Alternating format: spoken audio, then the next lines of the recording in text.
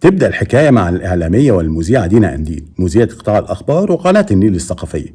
دينا كان ليها مصلحة عايزة تخلصها في جهة حكومية، فحبت تخوض التجربة مع الأختام الشقية، لأن هي متربية على الأصول والحق حق، ما حبتش تشوف لها واسطة ولا تعرف الموظفين كنيتها لا يقول لك دي مذيعة ويعدوا لها الدور ولا يعملوا لها أي حاجة. فقالت أنا أمشي زي أي مواطن، كملت جميع المراحل المطلوبة منها ووصلت للمرحلة اللي قبل الأخيرة، آخر ختم قبل الختم الأخير لما تقابل الوحش.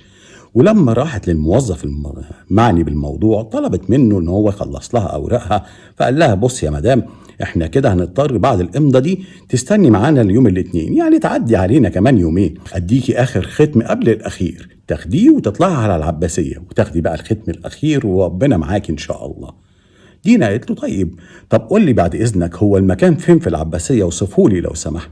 وإذ بدينا تفوجأ بمدام موجودة من إحدى الموظفات، قالت لها أنت يا مدام نازلة العباسية بعربيتك ولا مواصلات؟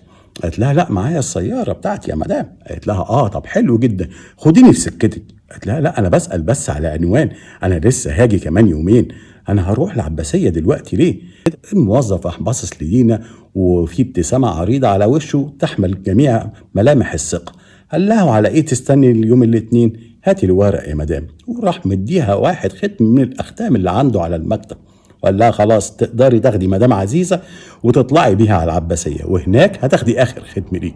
دينا جالها زول، قالت لا اوبجكشن، كده مش معقول، يعني انت كنت عايزني اجي كمان يومين والختم عندك على المكتب؟ طب ليه الشحططه وركنه عربيه وزحمه وبتاع؟ مش كده، لا اله الا الله. لا يا دينا انت اللي مش واخده بالك، اصل المثل بيقول اللي ملوش ظهر يتضرب على بطنه، واللي ما يعرفش مدام عزيزه ليلته تبقى مش لذيذه. قولوا لي انتوا في تعليقاتكم، هل دينا غلطانه ان ما شافتش واسطه وما عرفتهمش ان هي شغاله مذيعه؟ يمكن كانوا سهلوا لها الامور، ولا دينا غلطانه ان جالها ذهول؟